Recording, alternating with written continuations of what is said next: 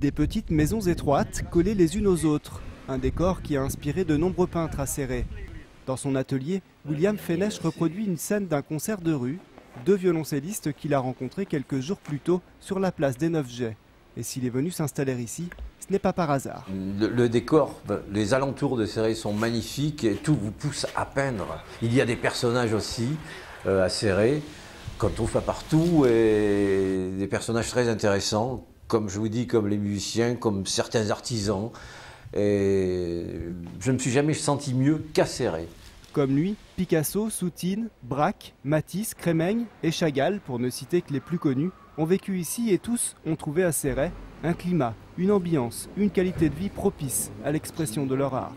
Cette place qui a été toujours animée, où on rencontrait la communauté de Céret rencontrait Picasso, il se promenait très souvent par ici, il avait des amis par ici. C'est la raison pour laquelle Céret l'appelait la place Pablo Picasso. Au musée d'art moderne et contemporain, une collection de coupelles décorées de la main de Picasso représente des scènes de corrida dont l'artiste était passionné.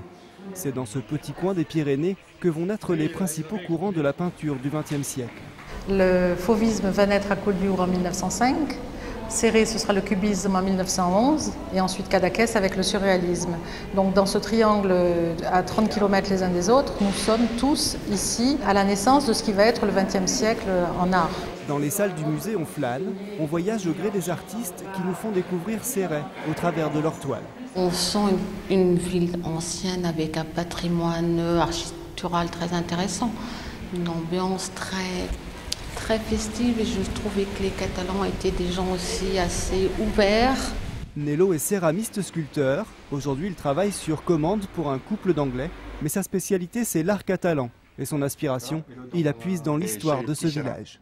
Je travaille beaucoup sur l'art médiéval catalan, qui, on peut dire, est lié avec le passé. Il ne parle pas de rien, l'art catalan médiéval, il parle de l'époque préhistorique pratiquement. C'est ancré dans l'histoire de la Méditerranée. Les anciens se souviennent de la grande époque où les peintres s'installaient sur les extérieurs du village. À leur retour, les habitants de la rue de la République tentaient en vain de voir le travail de la journée.